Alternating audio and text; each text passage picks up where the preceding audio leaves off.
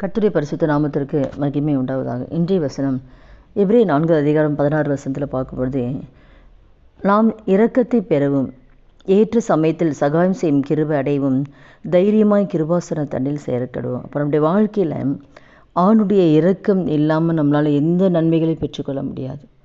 அது குடும்ப காரியம், பிள்ளைகளுடைய காரியம், எதிர்காலம் எதுவாக இருந்தாலுமே ஆணுடைய கண்களை நம்ம கிருபை கிடைச்சாதான், அவருடைய கண்களை இரக்கம் கிடைச்சாதான் நம்ம தேவன் நம்ம வைத்திருக்கிற நன்மைகளை பெற்றுக்கொள்ள முடியும். அப்போது ஆணுடைய கரத்தில் நம்ம இரக்கத்தை பெற்றுக்கொள்ளணும். ஏற்ற சமயத்தில் சகாயம் செய்யும் கிருபை நமக்கு வேணும். ஏற்ற சமயம், இப்போ இக்கட்டான ஒரு நேரத்தில், ஒரு பிரச்சனை நேரத்தில், ஒரு பாடுகள் நேரத்தில், ஒரு அவமானத்து நேரத்தில், ஒரு வியாதி நேரத்தில், அந்த ஏற்ற சமயம், அந்தந்த நேரத்தில் ஆணுடைய கரத்தில் அந்த சகாயம் செய்யக்கூடிய கிருபை நமக்கு வரணும். அந்தந்த நேரத்தில், ஏற்ற நேரத்தில் ஆணுடைய கண்கள்லேருந்து அந்த சகாயம் செய்யக்கூடிய கிருபை நமக்கு வரணும்னா நம்ம எங்கே தான் போனோம்? தைரியமாய் கிருபாசன தண்டையில் சேரக்கடுவோம்.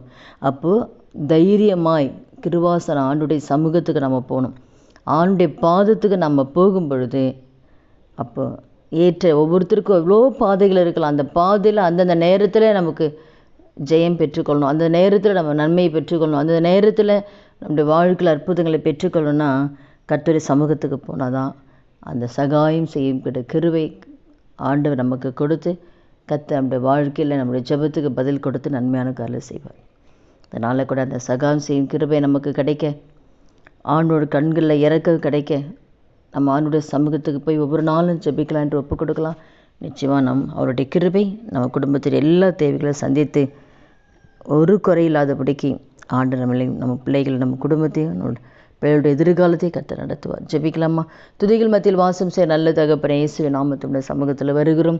இந்த வார்த்தை கேட்குற ஒவ்வொருத்தர் வாழ்க்கையை ஆண்டவரே அப்பா, ஏற்ற சமயத்தில் சகாயம் செய்யக்கூட கிருபை ஒவ்வொரு மீது ஆண்டவர் அந்த கிருபை இறங்கும்படியாக ஜெபிக்கிறோம். ஒவ்வொரு நாளும் ஆண்டவருடைய சமூகத்துக்கு போய் அந்த கிருபை பெற்றுக்கொள்ளக்கூடிய கிருபை கர்த்தர் தரும்படி அவருடைய கரத்தில் ஒப்புக் கொடுக்குறேன். அப்படி நீங்கள் செய்ய போகிற தயவுக்காக நன்றி செலுத்துகிறோம். இயேசுவின் நாமத்தில் ஜெபிக்கிறோம் நல்ல பிதாவே, ஆமென்.